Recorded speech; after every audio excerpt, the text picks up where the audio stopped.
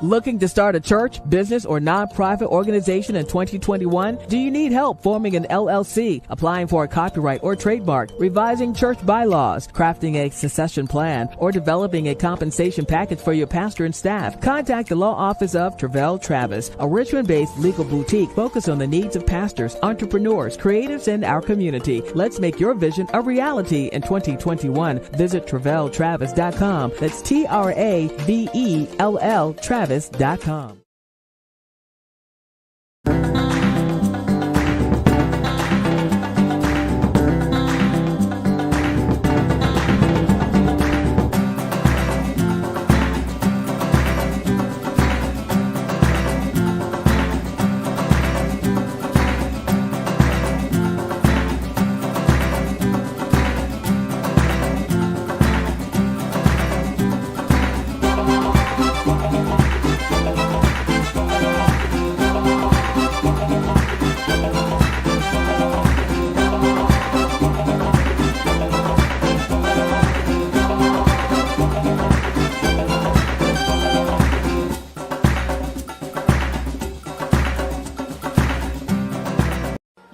If you're concerned about the future of your organization when you step down, then where will the mantle fall? A biblical and legal guide to succession planning is a must-read for you. It delves into the scriptural and legal aspect of succession planning, characteristics of successors, the people, the process, church bylaws, common myths, even issues with nepotism. Where will the mantle fall? Written by Richmond's own attorney, Pastor Travell Travis, and available at Amazon.com. Good evening, everyone, and welcome to another episode of Mantle on Mondays. My name is Travell Travis, and I'm excited to be your host as we interview leaders, entrepreneurs, pastors, and authors, candid conversations about their journeys, their success, perhaps their struggles, their victories, and keys to success. I'm going to invite you to like, to share, to comment. If you have any questions, you can put those in the comments, and our producer will show those on the screen. But if anyone is interested in leadership, especially in terms of youth leadership or ministry or entrepreneurship or serving the community, academia, we invite them to be a part of this interview on tonight. I am so excited tonight for our guest. This month we're finishing out. Last week we interviewed Apostle Kennedy, 99 years old, served as the presiding bishop for the Way of the Cross Church for a number of years. But the rest of the month, we're shifting. We're interviewing some of the youth presidents, current and former youth presidents of some of our major apostolic organizations and reformations. And tonight, I have someone that I consider one of my heroes in the faith. Even though he's much younger than me, I've watched him as he has grown and matured, walked in his calling, and in this space as a youth leader for one of our sister organizations. And I'm just proud of him. I'm glad to know him, and I'm honored to have him on as a guest. He is the founder and CEO of the Acts movement based out of Wilmington, North Carolina. He is the associate pastor at the Greater Morning Star Apostolic Church in Wilmington, North Carolina. And he is the founding president, youth president for the Apostolic Faith Fellowship under presiding Bishop Charles Johnson. Let us welcome to Mantle Mondays tonight, Elder Reddgo Long Jr. Let's receive him with a amen, emojis, whatever, in the comments and chat. God bless you, sir. Elder Long, how are you, man of God? I'm doing great. How are you? All right. How's the weather down in North Carolina? It's up and down. It's 80 one day. It's 60 another day. You got a lot of pollen? A whole lot of pollen. I think today, here looking around, everything was yellow. Yes, sir. It's all in the air. I was preaching yesterday, and we're outside having church, and I could literally see the pollen flying through the air onto my screen. Oh, my goodness. Well, that's a great question even to start with. What has that been like, preaching outside? What has been your experience preaching outside? It's almost like full circle for me, because when I began preaching, I didn't begin preaching at a young age on a platform in a pulpit. I started preaching on the street. And so that's really how my father cultivated me in ministry, was having us go to our weekly street services that we would have. We would go to different neighborhoods and the projects. We would have Saturday church, and I would preach out there at a young age, 8, 9 years old. People pulling over, looking at this little kid preach. So that's where I really got my start. And so now, because of the pandemic, we want everybody to be safe, and we're still trying to navigate in our own way within our area on how we can safely gather for worship. Just being outside has been phenomenal. We've been out there since May, the second week of May last year, up until now. And so the only time that we've moved inside is based on the weather, if it rains. So we've been out there when it's hot. We've been out there when it's cold, but the people are hungry for God. And so they're pulling up, they're finding ways to connect with the ministry. So we're still seeing what the next steps are, but right now we're kind of just riding this wave outside and people being able to pull up the church. So I got 2 questions out of that. I love this. Let me go back to the first one. 8, 9 years old. You were preaching? Yes, sir. I got baptized when I was 5 in Jesus' name, and I got filled with the Holy Ghost at 8. And I always wanted to preach. That was what I always wanted to do. And my dad told me when I was like 7, he said, I asked him, could I preach at the street service? And he said, when you get the Holy Ghost. And so as soon as I finished speaking in tongues, I said, Dad, can I preach? Yeah, he put me on the street to preach. And what I was doing since I was 2 years old on the family coffee table, he gave me that platform out there. And I attribute the success of my ministry to being able to rough it out there on the street. Because if you can preach on the street, you can preach anywhere. Yeah, and as a kid, I mean, like what kind of father is that to throw his kid out there in the street to preach?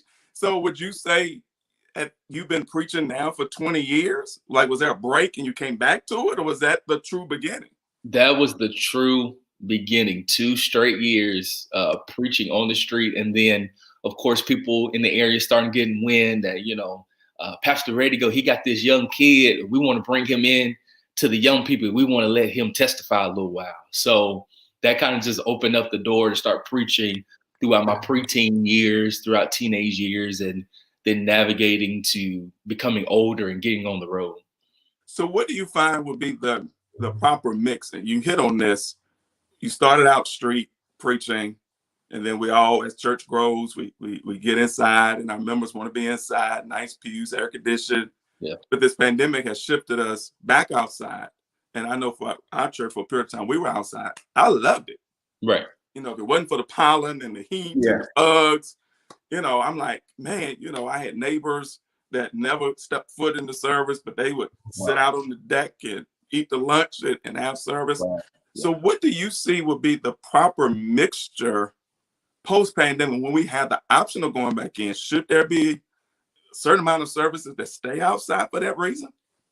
I think there should be a certain amount of services when the weather permits that you bring the message to your neighborhood. One thing that we found through the pandemic is that when we preach, if we're not streaming, we're just ministering to the people that are within the 4 walls. And really, so what the pandemic has allowed all of us to know and see is that there are people in our neighborhoods that have their windows up. And like you said, they're on their porch, that they may never step foot in our churches, but they're hearing the gospel. And when we understand and know that it's not our job to save people, but it's our job just to preach and teach the gospel, then we can kind of grab a hold of, okay, if they don't come in, we're just giving them what God has told us. And so I think there should be a good mix. And one of the things we're currently discussing with our team, if we're going to go back inside, that we're going to keep speakers outside. Okay. So we go back inside and we're spaced out, that we do want to keep speakers outside so people can still hear. So are there any best practices? So you said you did this, we were out there, I think from Easter to end of June. And when it got hot, we ducked out. But you said you went through all 4 seasons, and my home church the same way. Ever since the pandemic, it's been a year. They still have an outdoor service. Are there any lessons learned for best practices for outdoor service, community engagement? Do you have any horror stories or even some positive testimonies that maybe you can share? I won't say that it's easy because it's every Sunday is work, especially when you have a smaller team. And when I say smaller team, working with, sound system and media, because one of the hardest things to do as a church is to completely focus in online and in person at the same time. Right. A lot of churches right now are either 100% focused in person, spaced out, or they're 100% online. So when you try to do both, you can kind of stretch yourself. Mm-hmm. But what we're learning, because my brother, and I have to give credit to him, the Lord has just blessed him to be able to navigate media and to know sound and to know technology. And so we're trying to train up some people who are joining the ministry to kind of help in that capacity. And so while it is hard to do both, like you said, I love being outside. I love, even though people, they're riding up on bikes, even though people are staying in their cars. It's just wonderful being able to feel like people are hearing what you have to share.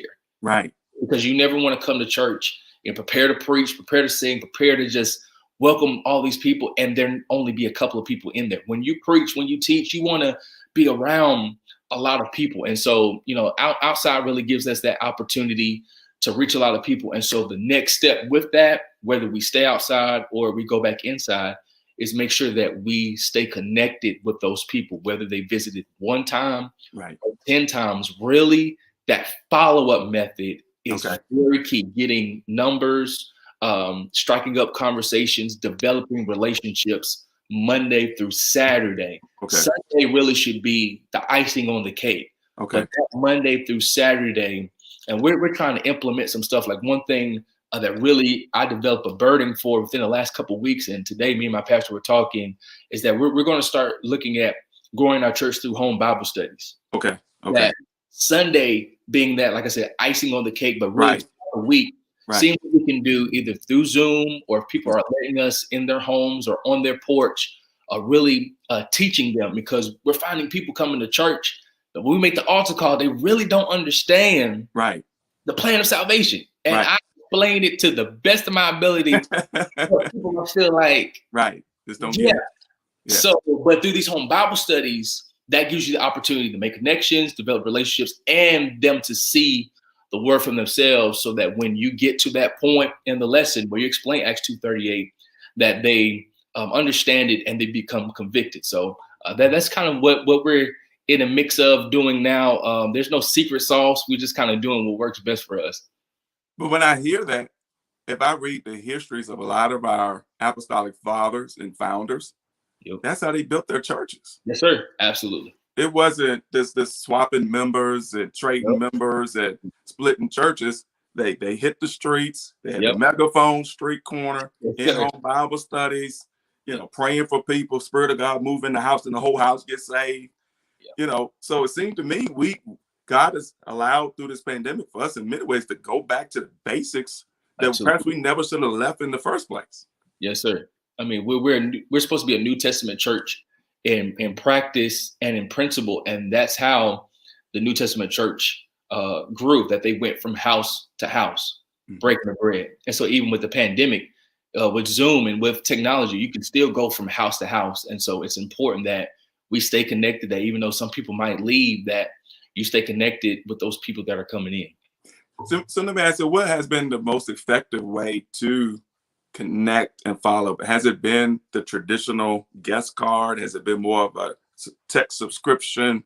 How have you managed out there in the parking lot to kind of get that information for follow-up? Or have people been reluctant to give you their information outside?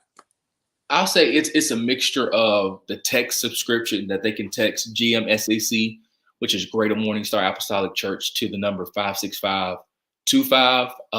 But then we have a lot of people who aren't tech savvy.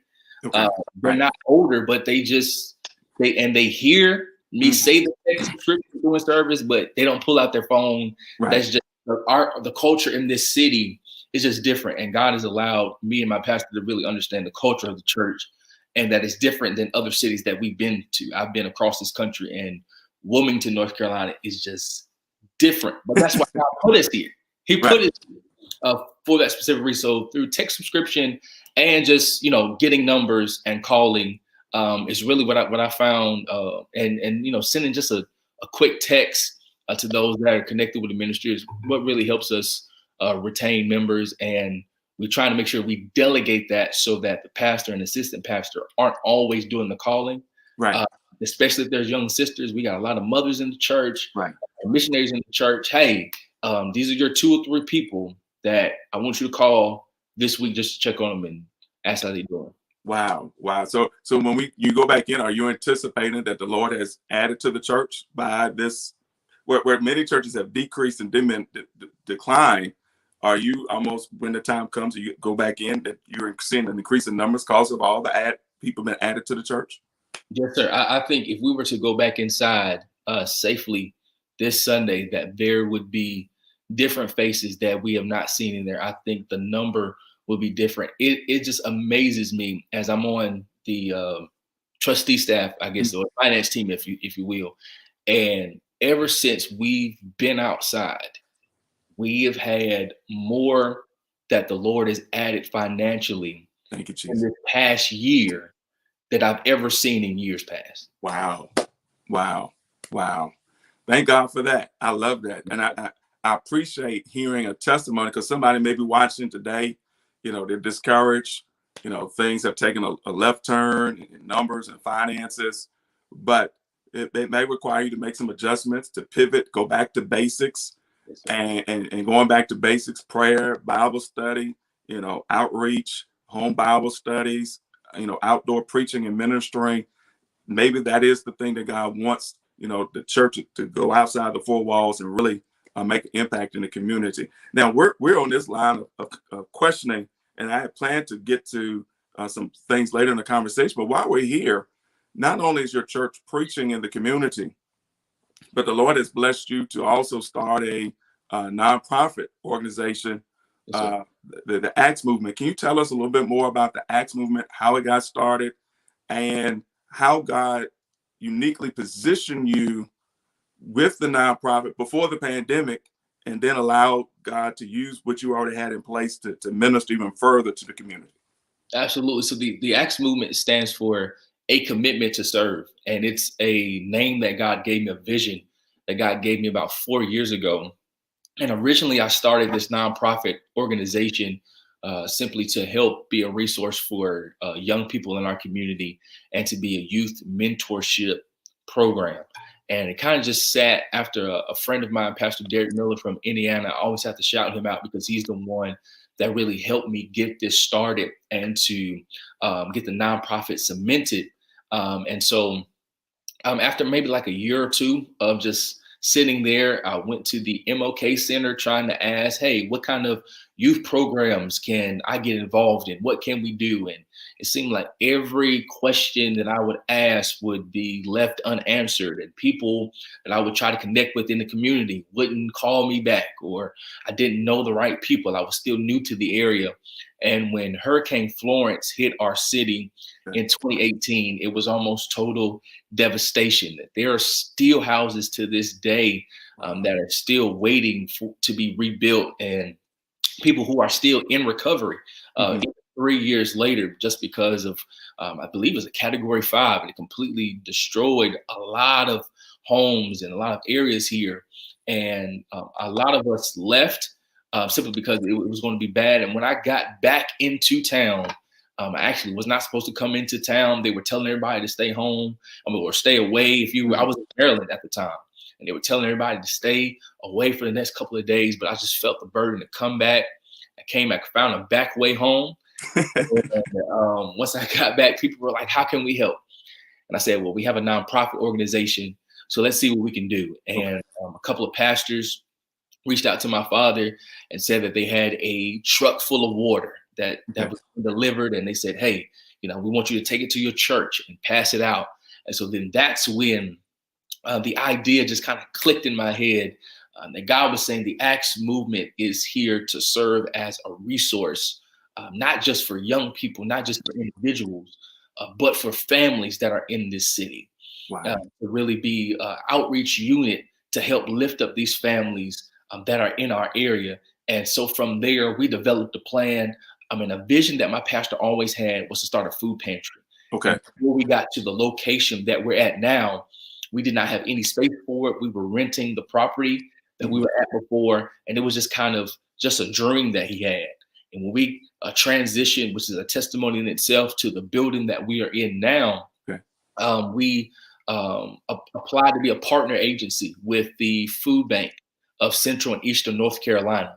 Okay. And ironically, we had a meeting scheduled with the food bank the week of the hurricane. Wow. After the meeting got rescheduled, rightfully so, we finally met.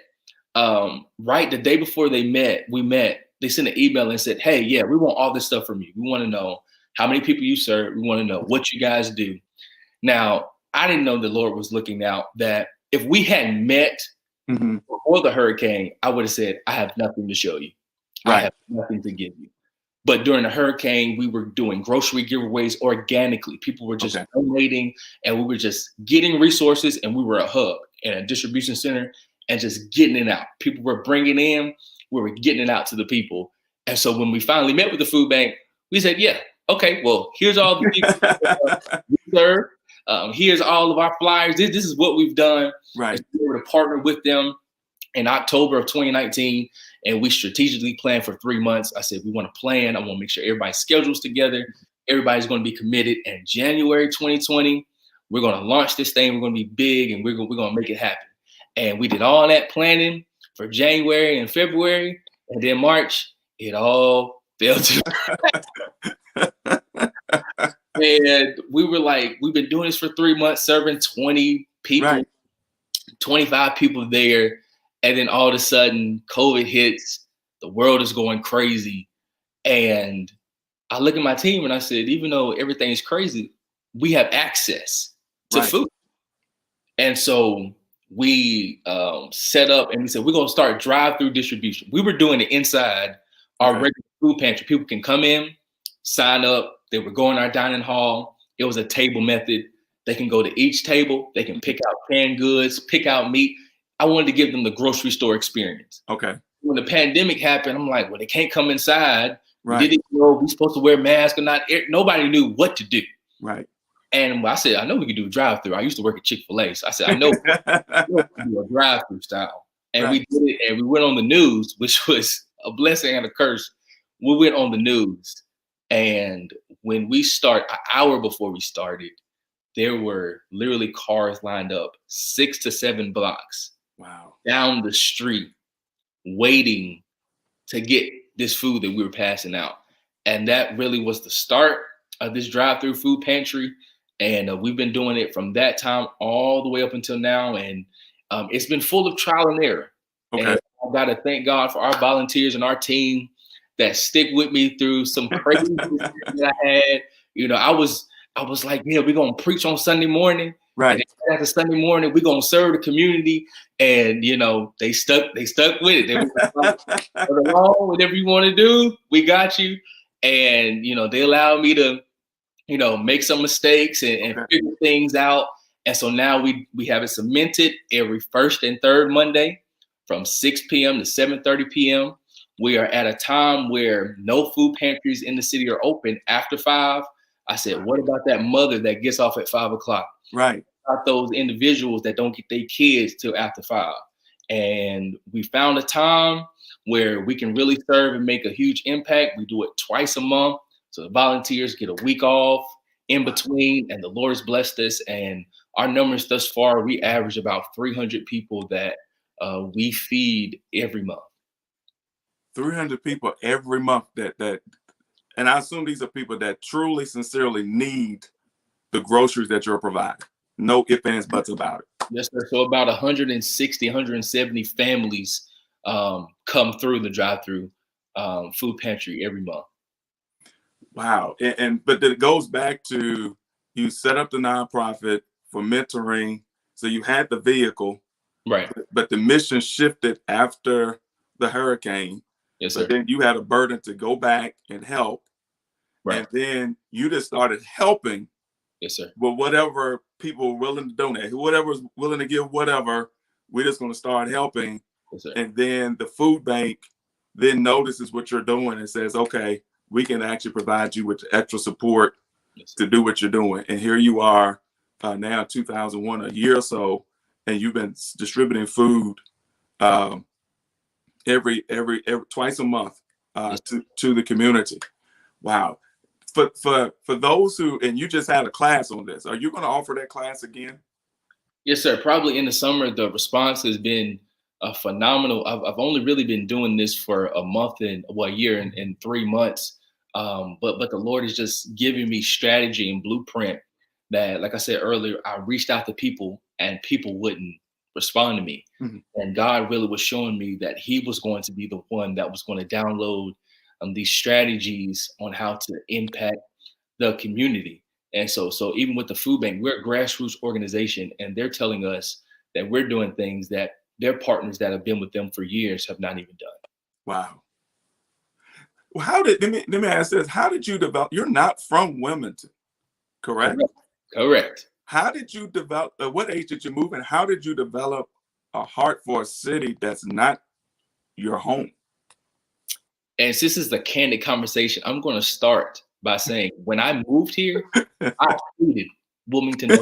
Because where are you from? Where are you from? I was born in Silver Spring, Maryland, at Holy Cross Hospital. I went to church in Washington, D.C., Greater Morning Star Pentecostal Church, for 7 years. And my father felt the call to ministry. And there was a church that had opened, or a church that was available in a small country town in North Carolina called Evergreen. Okay. And the person that had built that church reached out to our pastor, Bishop Johnson, and said, I have a building, it's in the middle of nowhere, but, can you send somebody down here to take over this work? And Bishop Johnson met with all the elders and said, if you feel the call to pastor, let me know. And at the time, Elder Reddgo Long Sr. Said, I feel the call to pastor.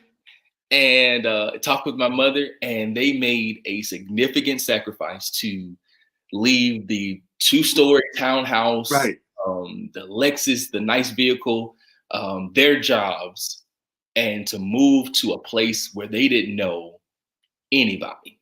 Wow. The closest family was like in 7 or 8 hours. There was no family, didn't know anybody. So I was 8 years old when I got to Evergreen, small town. And, not even a stoplight. Not even a stoplight. I went through Evergreen yesterday. Right. And it's about an hour from Wilmington. So every now and then I'll go back to my own stomping grounds, and I look back and I see that was training ground for us. Okay. I see what my father, who's been pastoring over 20 years, I see how God just, groomed him as a pastor and some of the things that he experienced kind of in a smaller area. Right. That people would come and get baptized and get filled with the Holy Ghost, and they would go right back to their grandma's church. And I was like, why you going back to your church? But that's how it was in that area. Like, people were being filled, they were being saved, but they weren't sticking because of that area. They was like, but I got loyalty. Right. Family church. Yeah. There was no real social media. I think Social Cam, when I was growing up, was like the main social media in MySpace. And so the Lord put Wilmington on my father's heart. And we transitioned the church. He said, I'm going to transition the church from Evergreen. Okay. Wilmington, and we moved here in 2014. Moved here in 2014. I got accepted into University of North Carolina, Wilmington. And I was like, okay, well, that's a sign. Maybe the Lord wants us to be here. Just, we started a church here. I can finish my education here. So we moved here in 2014. We've been here about 8 years, roughly. And it took me a long time to like Wilmington because the culture is different. A lot of people, they love the beach. Okay. I like the beach, but they love the beach. And a lot of people retire from up north. A lot of older people retire and they move down here. It's a nice vacation spot. It's tourism. Right. Okay. I'm a country boy. Okay. I don't like being out and about. I was never used to, if I get hungry, I can just go down the street and get something to eat. Like, I had to eat what was in the refrigerator. And so, Wilmington, it took a while. And are you there yet? I'm actually there. Okay. As you can see, the commitment to serve, I am there. Okay. It took me a few years, but God proved himself. Okay. Proved himself. I was like, all right, I ain't got to be like Gideon. I don't need a whole bunch, but Lord, if you with my father, you with our church, you keep blessing us. So clearly you want us here. And, and it's, I got to say this though. It's interesting that now the same people that I was calling and they didn't answer, right, and they don't even remember. Now they call me. wow. And I'd be like, well, y'all didn't know that y'all left me on red. And so now your impact and your imprint on Wilmington, I mean, it's like the whole city knows you now. The Lord has put his spotlight on us, and all we can do is just give him the glory for it. So let me ask these questions, even some myths of people or just some misconceptions. Now, when you do outreach, I know everybody wants the church to grow, but is that your goal? It's actually not my goal, because outreach and evangelism are two different things. They go together, but outreach is literally doing that, reaching out. Evangelism is doing just that, evangelizing, giving the gospel message. So when you partner the two, usually you use an outreach method to reach the people and give them the gospel. So when it comes to the outreach portion, yes, I would love everybody that we feed to come to church, but I know that they're not going to come to church. But I want to give them the opportunity to be fed, to have the opportunity to come to church, and to let them know that, hey, there is a place for you here in the community, and to let them know. A lot of people don't come to our churches because they don't know that we're there. Okay. That's the simple thing, that there are a lot of neighborhoods that are around us. And, for a while, people were like, I didn't even know this church was here. I was like, well, you live.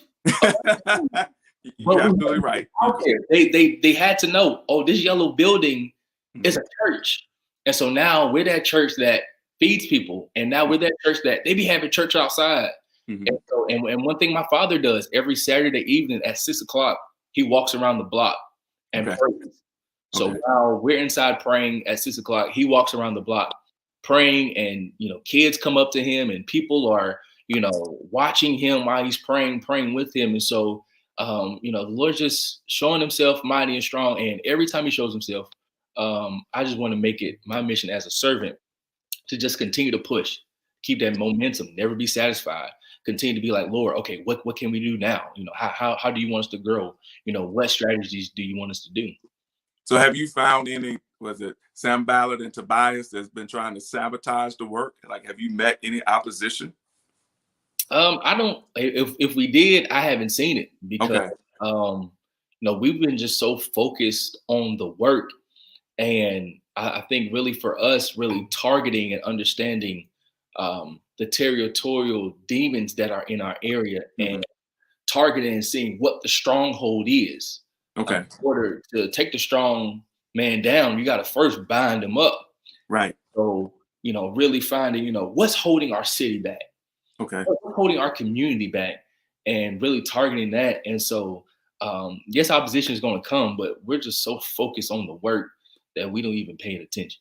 And I remember you shared about some of your demographic studies, the food deserts, the poverty levels. I mean, you've done your homework to learn, even though you're not from North Carolina or from Wilmington, you probably know more about the city than some of the people who live there because you've immersed yourself in learning as much about the people as possible. How has that helped you in terms of being able to customize the ministry? The gospel is the gospel. Right. But like you said, the culture of a particular community, the territorial demons, you've been able to somewhat tailor your ministry to the needs of the people. Yeah, it's really just seeing what is the need, where is the need, and what resources do we have to address those needs. And so I really did a lot of research, which first was we're in a food desert. And so if we're in a food desert, how can our church mixed with our nonprofit help meet the needs of this community? Well, let's do a food pantry where people can get food. And so really identifying what the problems are. And that's, the advice that I give to other leaders that ask, hey man, like what's your secret sauce, what you're doing? Do your research. And if you say, well, I don't have a way to do the research, go ask the people that live around your church. Go first ask your church. Ask the people, around your church, do y'all know we're here? And if you do know we're here, what can we do for you? Not trying to say, hey, y'all come over here. No, just what can we do to serve you? And once the people see that you are there to serve them, they're more open to receive what you have to give to them. And so when we started feeding people, their minds became open. There, if we put like we had Resurrection Sunday, and so I said, all right, we're gonna put some flyers in the grocery bags. Okay. When they see that this is something that we do every month, it's not just an event, they Right. have no problem with us putting any type of information in their bags because they know they can trust us. That's And it. we're developing those relationships. It's different with everyone, but everybody knows they can come by and they can trust us. And so, that's really what we did. Wow. And in an age where people are distrusting of institutions, Yes, sir. in particular the church, Yeah. to regain some of that credibility and trust, it's going to take feeding them naturally before you're ever going to be able to feed them spiritually. And I think that is so important because we want to just give them the gospel, which is important. Absolutely. But I don't want to hear what you're preaching if I don't know where my next meal is coming from. Right. And I think even from Jesus feeding the multitudes and preaching to, you got to have a holistic ministry. Let me ask this about your volunteers. You talked about your team and volunteers. What is the keys to effectively leading people that you don't pay? That's a great question.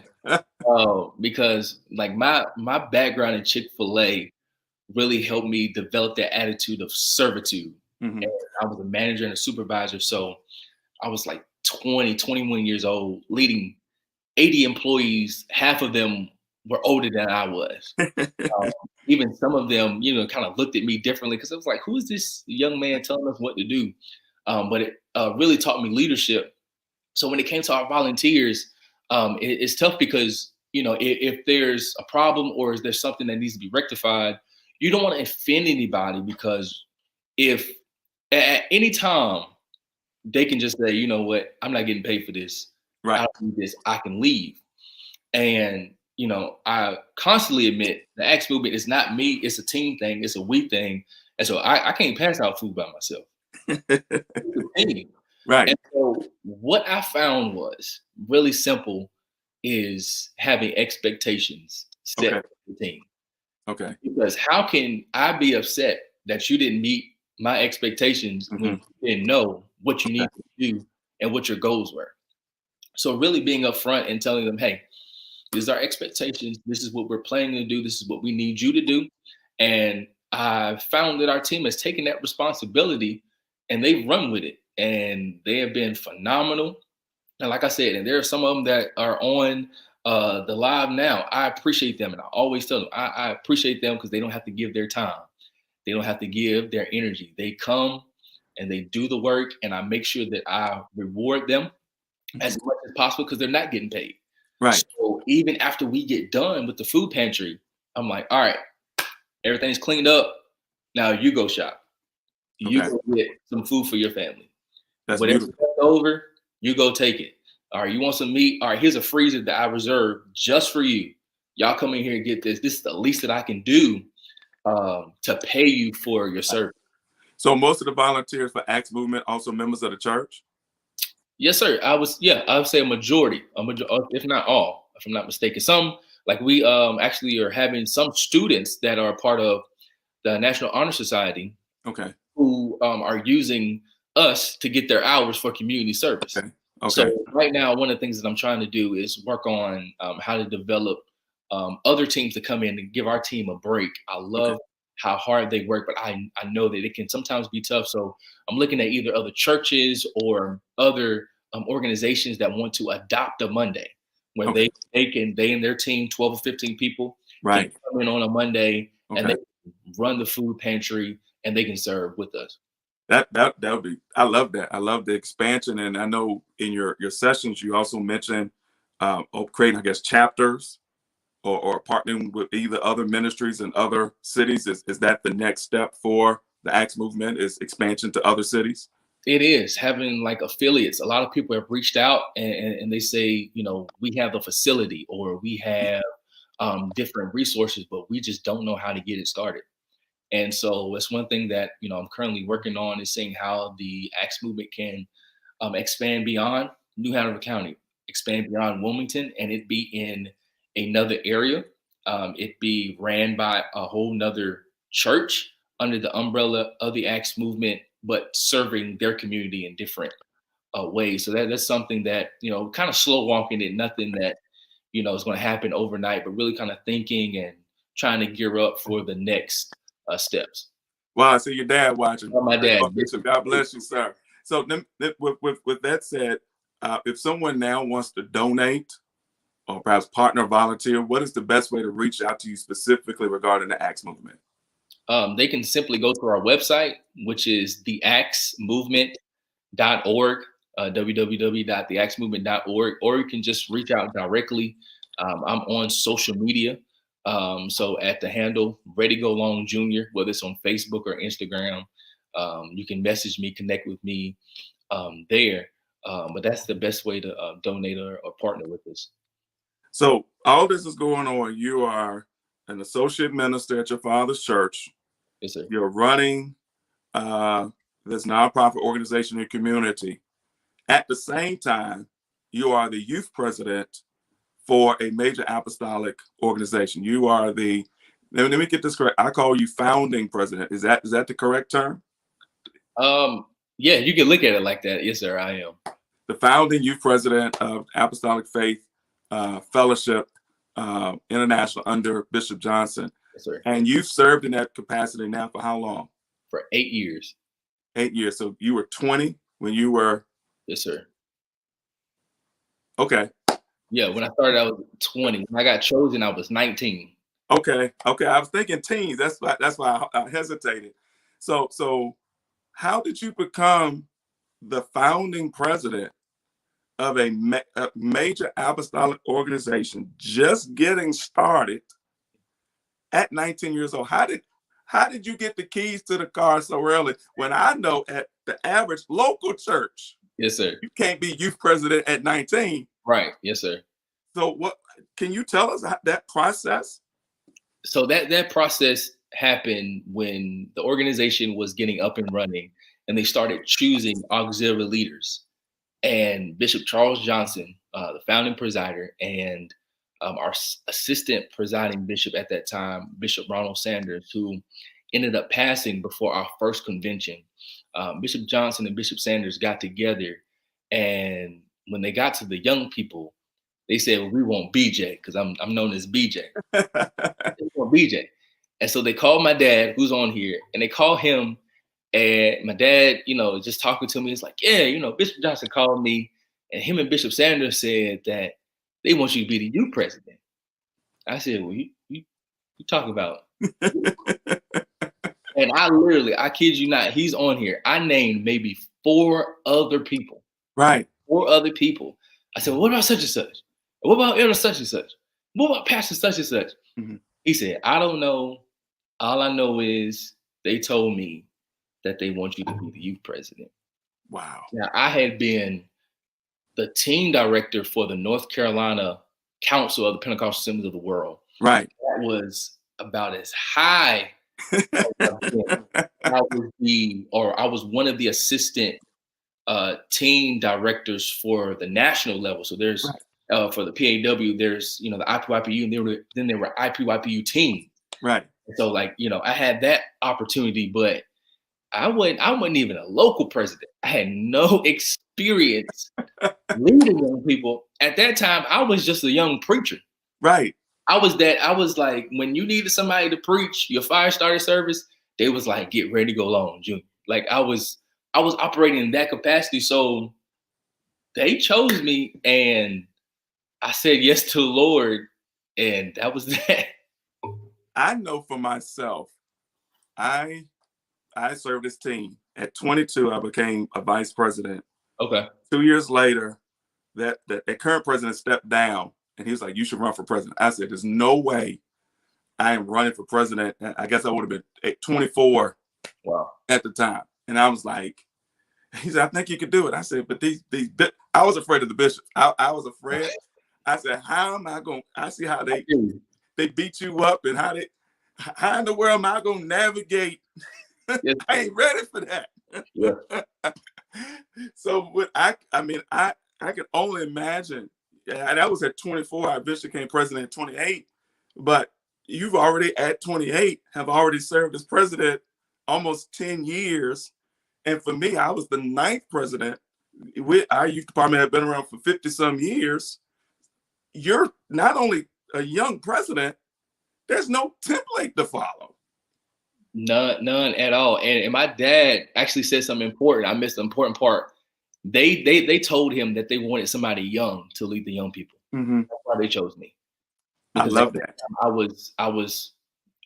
I guess it's the only young person that they could think of to really lead the young people. Now, I don't know what Bishop Sanders saw in me at that time. I don't know what Bishop Johnson saw in me at that time, but I'm so glad that they took that chance on me to allow me the platform of a fresh organization. Yes. We didn't even have Constitution and bylaws together. That's what I'm talking about. At that time, I put the Constitution and bylaws together. My own auxiliary. No blueprint, no strategy, just kind of being thrown in there. But the reason why I was able to be comfortable is because we all were new at this. Bishop Johnson had never been a presider. All the other auxiliary leaders had never been, national leaders. So it was like, well, we all in this thing. We're going to learn together. So that's what made me feel a little bit more comfortable. That was like, what? Nobody's a pro at this. And we just going to grow in this thing together. And then, 8-9 years later, now kind of us that helped found the organization have a special bond within the organization. That I love that, because I'm thinking about myself. One of the challenges is, because you've been around and everybody knows what they're doing, sometimes there's a resistance to innovation and change, but this is always how we've done it. But then I'm like, on the other hand, you had the opposite experience where it's like, okay, there's no template, but yet I can really shape this thing kind of how I want, or how God wants it to go. So what were some of the challenges as well as opportunities that you faced as a founding president? And you kind of mentioned some, but were there any unique challenges, opportunities that now, looking back on your 9 years as a youth president, that you can reflect on? I'll say one of the unique challenges was not finding out till later on in my tenure, but a lot of people really questioning why I was chosen young people's president. And really, because I didn't have that experience. Mm-hmm. And really just kind of being thrown out there. But the unique opportunity was to develop a culture that I believed God wanted for our organization. Okay. And so with it being whatever we do is a first, right? Nobody could ever say, well, we've never done that. Well, we've never done it. So it allowed me to say, okay, well, and really have my ear to the mouth of God and saying, God, what do you want this generation of seekers to look like?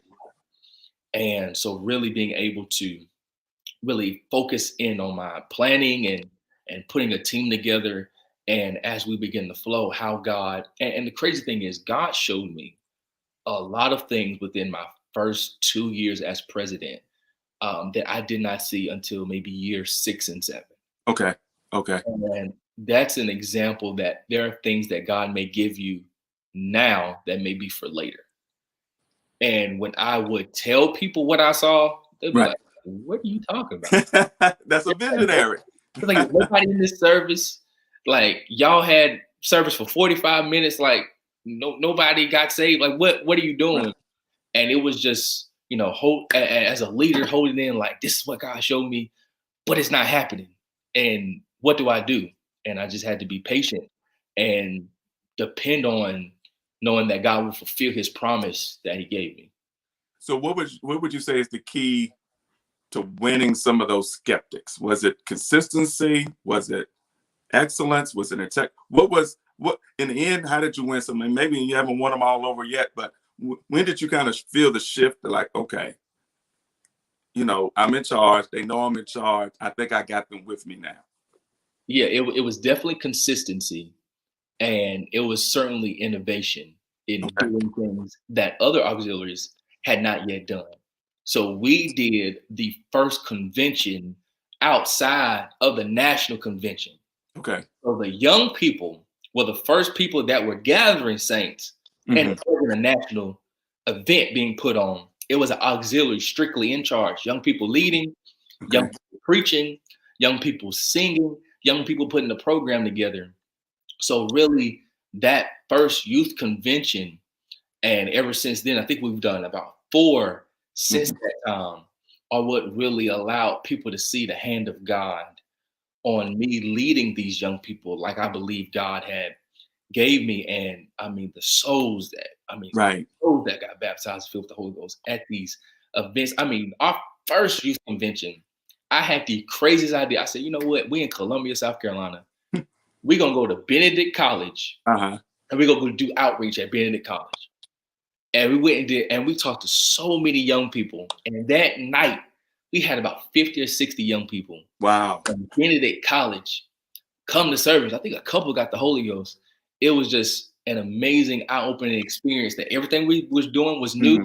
I wasn't going against the grain. Right. I was just developing new methods in how I believe that this generation can be won by other young people. I love that. I love that. The outreach and excellence and the anointing, you didn't have to get up there. I'm the president. Y'all do what I say. God validated your ministry, established you, and the works, speak for themselves. So you mentioned innovation. Was there anything that you looked to for innovation? Like, did you pull from PAW and PCAF? Did you pull from others, or was it really downloads from God?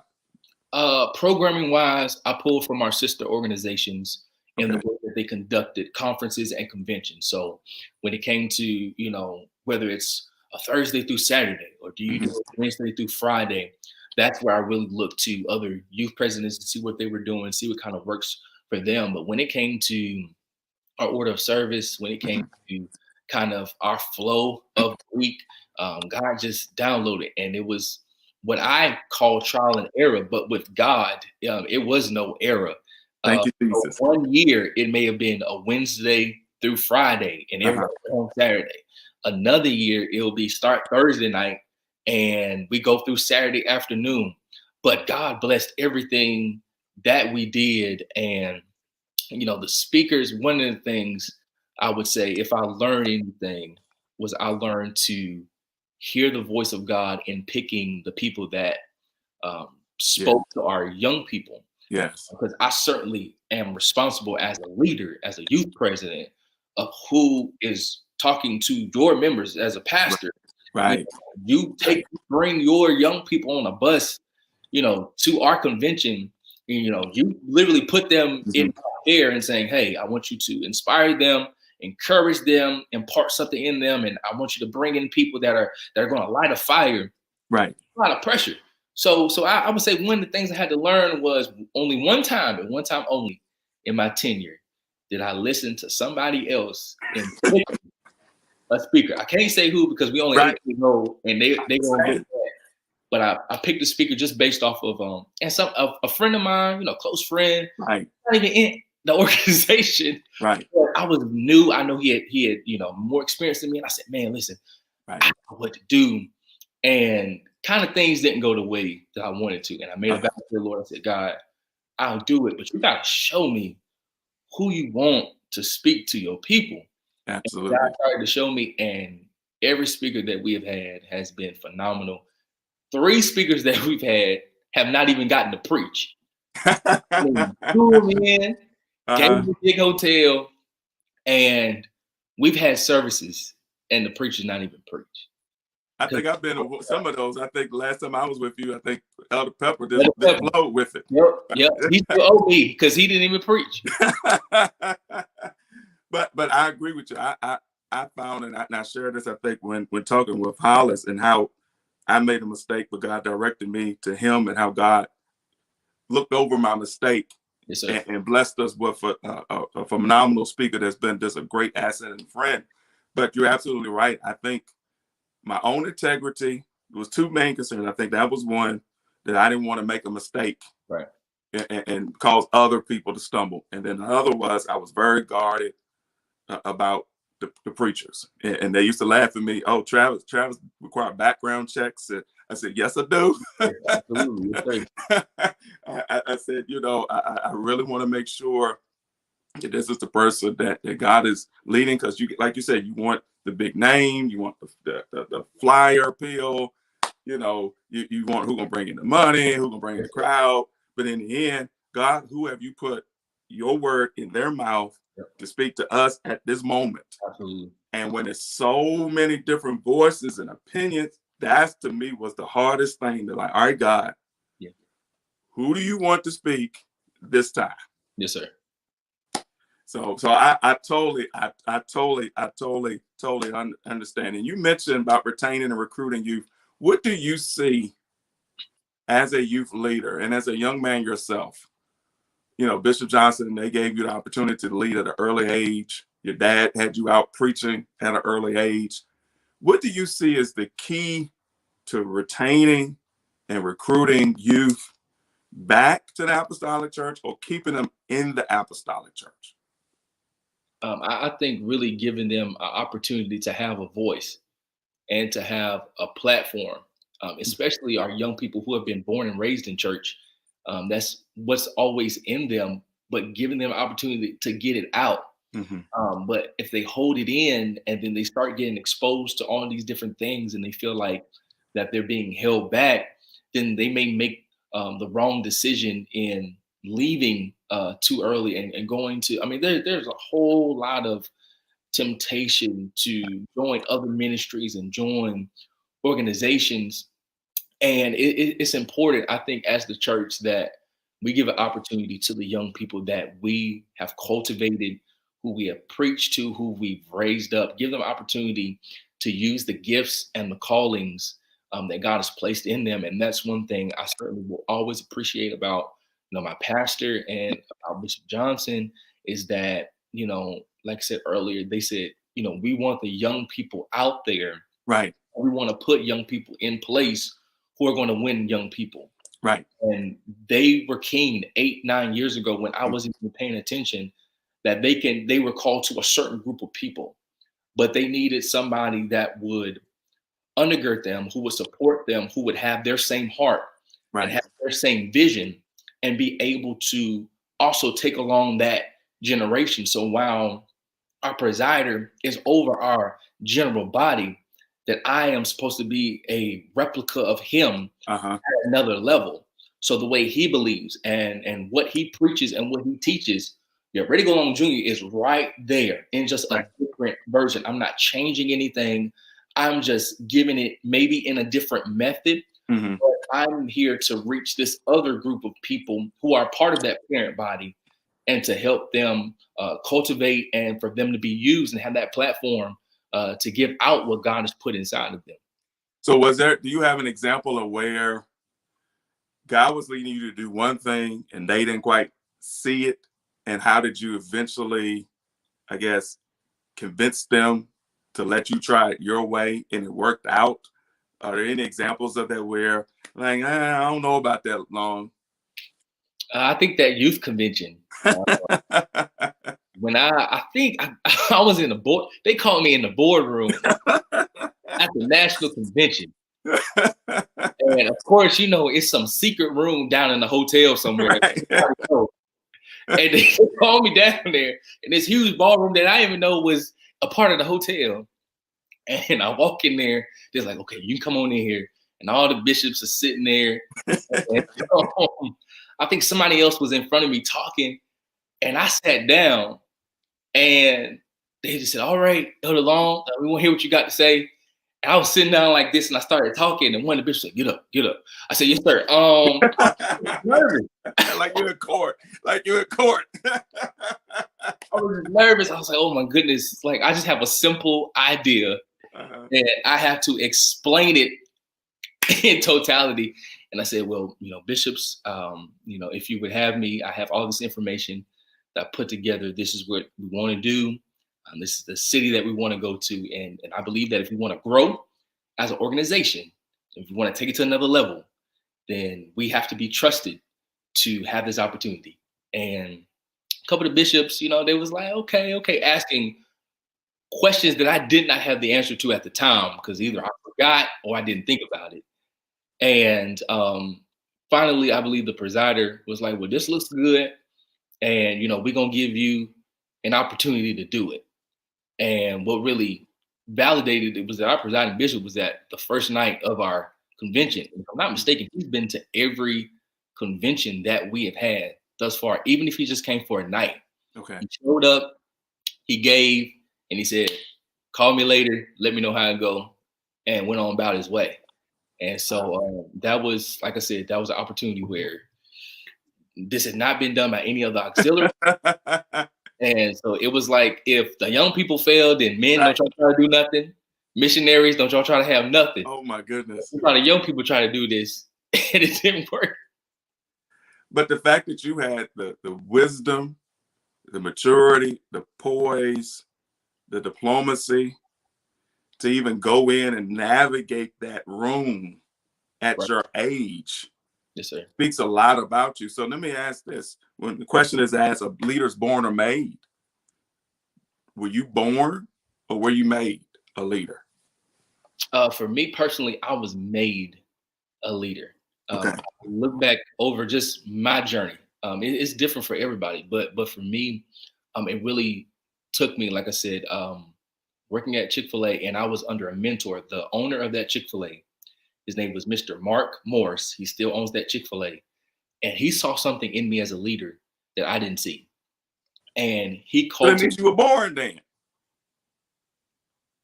I guess I'm gonna let you finish, but you just said he saw something in you. So go ahead, Long. It's a tricky question, but what I learned under him and how he trained me was how I developed my leadership skills in order to run the organization and to ultimately run, the Acts movement and the church. So, I mean, So let me ask you, even though you're 28 years old, do you have a succession plan? We do not, as of yet. And I can be completely honest. Right now, I think I'm definitely looking at some of our young people in our organization and really trying to cultivate them. One thing I do is, some of the young preachers that are in our organization, when I'm at conventions, I call them and say, hey, I want you to hang with me for today. I'm going to the finance office at 5. I want you to meet me in the elevator at 4:30. I'm gonna show you, what we're gonna do today. So really kind of giving them a peek, an opportunity. That's something Pastor James Sears, he still does to me this day. If I'm ever with him anywhere, come on, you're gonna walk with me. I mean, I'm at this conference, right? Putting me behind the scenes, and that's something that I'm taking with me as well. That those that I see something in, I want to give them an opportunity to be exposed to, what we're doing behind the scenes and what things are behind the pulpit. So you don't have term limit or age limit yet? Do not have. I think we just, after 8 years, we just put together term limits. This past or the convention before. So this is technically my first term. Everything was preseason. Everything was preseason. So now the game, I guess, really gonna begin. I love that. Now, all this time, one of the risks of having a young man is, the immaturity, I guess, factor that could come into play, the perhaps lack of knowledge or wisdom and planning and diplomacy. But one of the issues I know a lot of the old bishops worry about, putting young men in particular in charge, is questions of integrity. Right. But your pastor and your bishop has allowed you to, become a youth president, a minister. Some organizations, you can't even be a minister unless you're married. Right. So here you are, a young man, high profile position, serving, traveling. How were you able to maintain your integrity in such a high profile position for such a long period of time? I think for me, it has to do with the examples that were set in my life, and also having the opportunity to observe others who have been in high profile positions, but did not achieve certain levels of integrity. And so really seeing the good and the bad and making up in my mind, okay, well, I'm not going to do the bad, because clearly that's possible. That's achievable if you make the wrong decision. And I'm going to choose to say, hey, well, I have an example of how to do things the right way. And really seeing my pastor and Bishop Johnson and how they live their life, and how literally, people try to find dirt. I mean, they are upstanding men of God who have shown me that you can be in a high profile position, still live right, not have to look over your shoulder, and really making a conscious effort and decision that I'm going to be different. I don't want to be like the other preachers that may have something behind their name. But some people learn by experience and others learn by observation.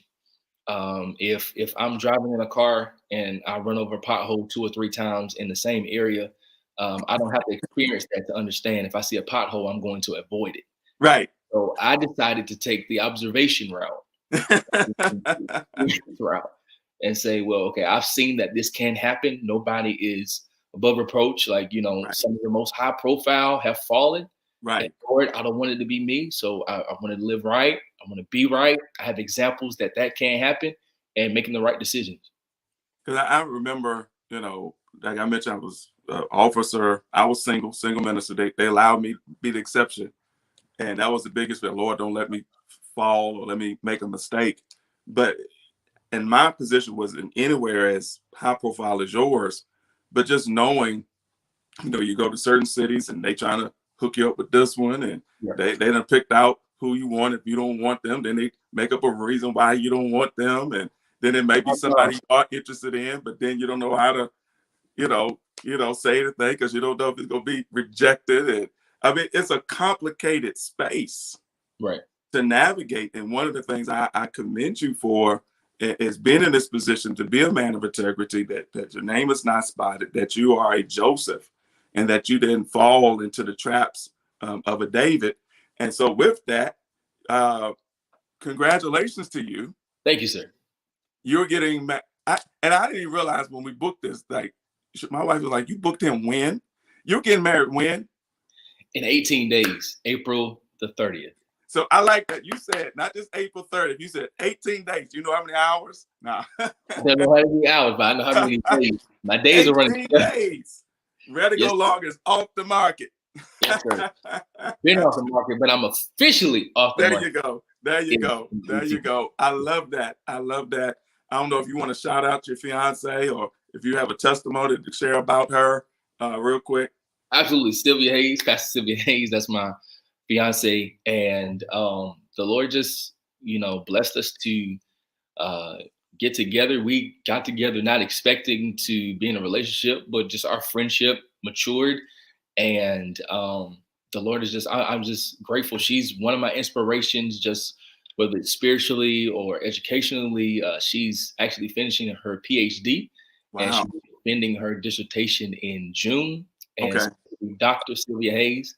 And so she's one of the main reasons that I went for my master's, and then now I'm going for my doctorate. She just inspired me in many ways. And if you watched YLC a couple of weeks ago, you see that she is a preacher. Yes, sir. And so one of the most exciting things about marriage that I'm looking forward to is us being able to work together in ministry. We're already setting up, dates I already have booked, and I want her to come. I want her to be a part. And likewise, when she goes out. So we're trying to navigate our schedules. It's going to be a lot to try to handle, but I want to make sure, like you said, I've seen examples of, my pastor, my father, he takes my mother everywhere he goes. Right. And if it can be prevented, I want, my wife to go everywhere. I don't have anything to hide. I want her to be right out there with me. I want her to introduce me and sneak a preach at the same time. There you go. I love that. My wife has traveled me everywhere I've gone. I probably count on my hands. Yes, sir. The times that she has not traveled me, going to the different churches while I served. And so she's making the move. She's gonna make that Maryland to North Carolina. She's making right, and I cannot tell her how thankful I am that she's literally picking up everything. She's very active in her current church.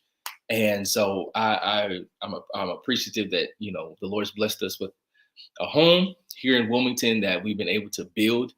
And so, Lord willing, after we get back from the honeymoon, we'll be here. She was just appointed, assistant pastor right before you proposed? Assistant pastor as a way to really lead the church for kind of like the succession plan where Okay. she'll be there for about 6 months until she's gone, and really get leaders in place, put people in her place so that when she's physically gone, the church will still run as normal. And you said she has her, so she's in ministry, but she's also has her doctorate in what is her doctorate in? You can't put me on the spot. Oh, Jesus. I'm sorry, Law. I'm sorry. I'm sorry. Oh, man. I wish you was on here. It's in something. I'll tell you that. It's in You said some what? It's in, I have to. No. I'm sorry. We'll cut that out.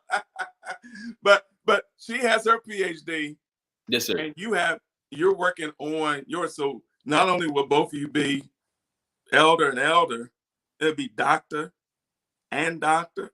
That's unheard of in the apostolic church.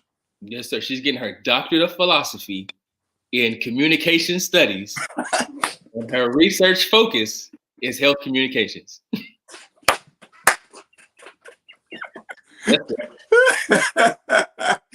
You'll never forget that. Well, she does so much because she's always running things by me. She works for NIH. Okay. She's running a bunch of COVID research, and she's doing a lot of those things. And so I'm definitely godly proud of her and communication studies.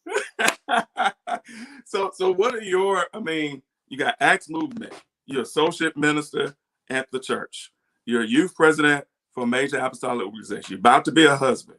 What are your career? Is there anything left professionally that you're trying to accomplish? I'm looking because my doctorate that I'll be pursuing is in higher education administration. So my next goal is to secure a position at a higher education institution.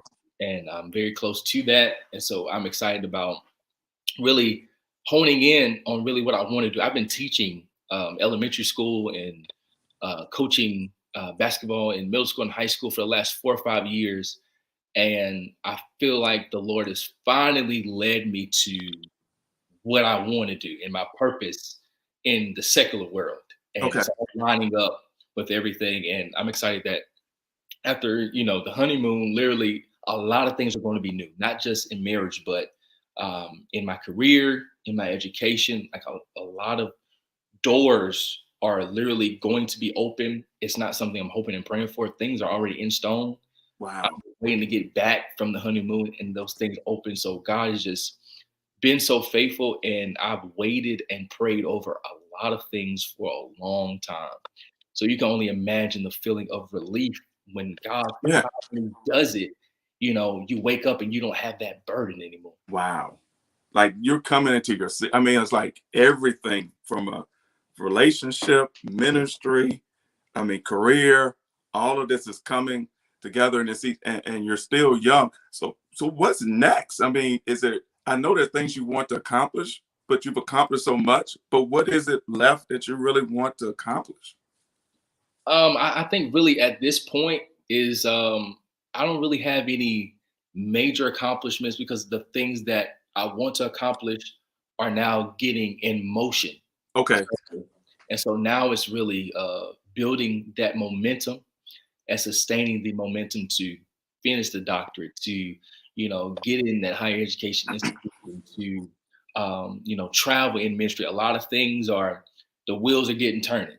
And so, I think, once those get in motion and in stone, I can really develop, a new 3-year plan or a new 5-year plan, because, I'll have a family. I'll be in a different position. I'll be in a different place. So right now, I guess I'm at the kind of the last leg of my career goals from 5 years ago, or my life goals from 5 years ago.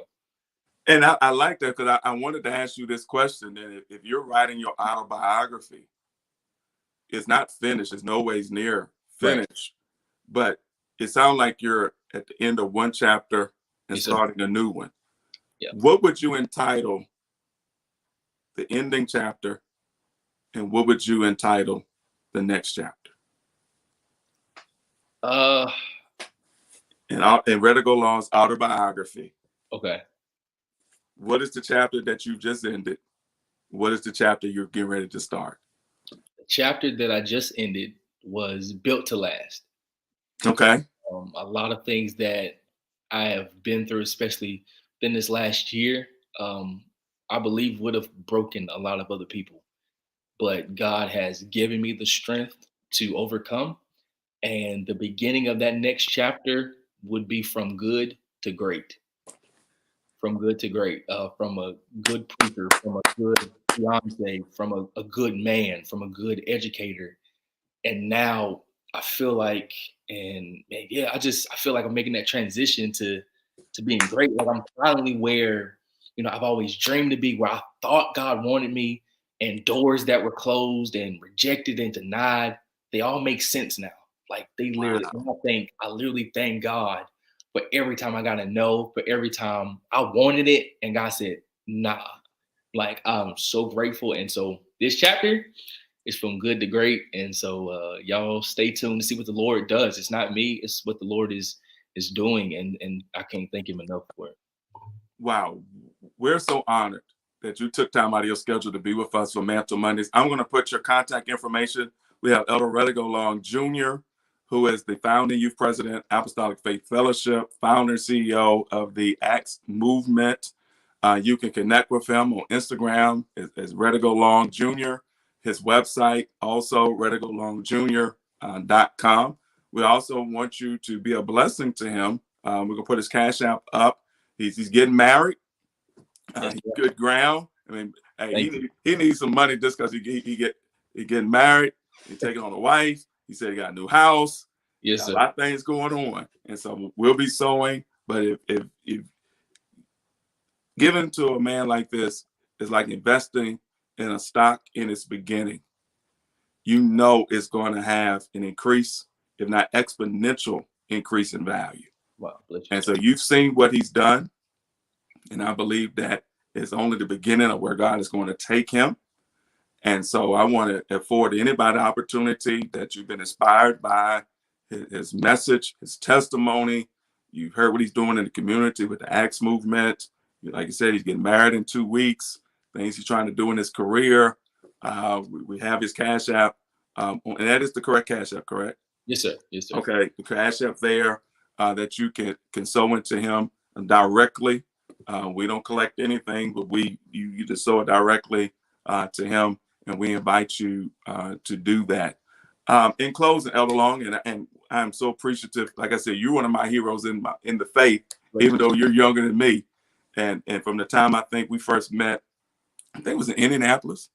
Oh, yes, we already knew each other then. I can't remember. We already had met in Indianapolis, or my first time meeting in Indianapolis. I think so. And then you came and spoke in North Carolina, and then spoke for us in Maryland, and just utmost respect and appreciation for you and what God is doing for you and in your life. And so in closing, is there anything that you might want to share to perhaps a young person? Anything. I'm just going to give it wide open. You could take it in the direction of some young person who's just struggling during the pandemic that need a word of encouragement, or some young leader that's just waiting for their moment, and for whatever reason, they haven't been given that chance to shine. Whatever the Lord lays on your heart, the floor is yours, just to speak what God gives you to speak to the people tonight. Well, thank you again, Bishop Travis, just for this opportunity on your platform to share. You certainly inspired me in all that you do inside the pulpit and outside the pulpit. So I'm certainly grateful to you being an example and allowing me to share just for any person, young or old, that may be really trying to figure out their purpose, really just being patient and waiting on the Lord. And while you wait on him, not literally sitting there being stagnant, but wait as in serving him, and in whatever your hands find to do it well. And one thing, a part of my testimony, is that I've had my hands in a lot of things. I have reached into a lot of things because I said, God, I don't know what you want me to do, but I know that if I put my hand in something and you bless it and you sustain it, then you'll help me get an idea of what you want me to do. And so you're looking at somebody that's been frustrated, trying to figure out their purpose. You're looking at somebody that's been agitated, that has gotten no after no. But I am a testimony that if you just continue to serve him, if you continue, even when you don't feel like it, to continue to remember that it's not about you, but it's about him. By putting God first when it mattered the most to me, he put me first and literally created opportunities. I always heard the old folks say that he'll make a way out of no way. But for the opportunity that God recently gave me, it was a way that was not even there. Thank you, Jesus. It was an opportunity that wasn't existing. And God literally opened the door and allowed something to be created just for me. And I feel like that was because God has something specifically set aside that I couldn't search it on the internet. Nobody even knew what it was. And so I would just encourage somebody, if you're in the church, to continue to serve the Lord, continue to go after souls, continue to support your ministry and your pastor during this pandemic, because it is certainly needed. And I believe that because of the support of the ministry that I have given and the service I've given to the community, that God didn't leave me hanging. Thank you. I won't leave you hanging if you continue to do his work, if you continue to do his will. So just be encouraged and just don't stop. Just continue, be consistent, and watch the fruit. You know, when you put seed in the ground, it doesn't grow the next day. And when you put seed in the ground, it's not always going to be sunshine. If it's always sunshine, it's not going to grow. But it's got to have a little dirt thrown on it. It's got to have a little water growing on it. And so I'm grateful that I'm now finally seeing the manifestation. I believe that this year, for everybody watching, this is going to be a year of demonstration. And what you've heard God say, well, what you've heard him say through his messenger and what you've read in his word, you're going to see him demonstrate his power like never before. So continue to serve him. And literally out of nowhere, you're going to see God do it for you. Wow. Wow. Wow. If you're in the comments, if you're in the chat, if you could just put some emojis, some GIFs, some comments, let's let them roll off. Just let Elder Long know how much you appreciate him, how much you're grateful for his life, for his testimony, for his message tonight, how grateful we are and how we've been inspired, how much we've learned by his life lessons and his testimony. And so we're so grateful, and we're praying God's blessings on your marriage and your ministry and your career and all that you put forth your hands to do, that God would give you divine favor and wisdom and length of days and resources will come out of nowhere, that the funding for the vision. Thank you, Jesus, that God gives you the funding for everything that God puts in your heart to do for the community and for the ministry, that the money will be there, that you'll have more than enough to do what you need to do. And I think as David and as Joseph, I always consider around 30 as the years of manifest destiny. All the years have been preparation for the moment. And so everything, the good, the bad, the ugly, you're now in your moment to be everything that God has been preparing you to be up until now. And so I look forward to just being in the stands cheering you on. Bless you, and being part of your fan club and one of your intercessors and big brothers. If you're here need us, we got your back. We're here to help you whatever way we can. And so to our viewers, once again, thank you for joining us tonight for Mantle Mondays. We invite you to join us next week. We'll be interviewing Elder Aaron Porter, former youth president for the Pentecostal Churches of the Apostolic Faith. And then on April 26th, we'll have Elder Jared Perdue, who is the former youth president for the Pentecostal Assemblies of the world. And then on the screen, you can see some of our guests for May. Presiding Bishop Charles Ellis, former presiding Bishop, Pentecostal Assemblies of the World, and Bishop William Harris, International Apostolic Fellowship, presiding bishop, that will be joining us. And so as our slogan has always been, it's never too early to prepare for success. We bid you Godspeed, good night, and God bless you. God bless you.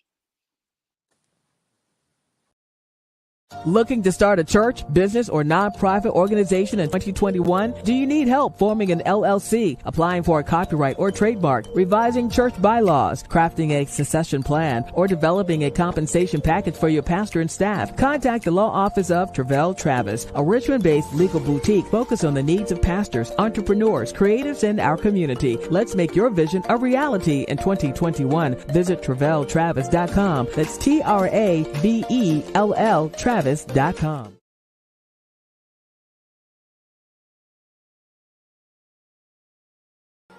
If you're concerned about the future of your organization when you step down, then where will the mantle fall? A biblical and legal guide to succession planning is a must-read for you. It delves into the scriptural and legal aspects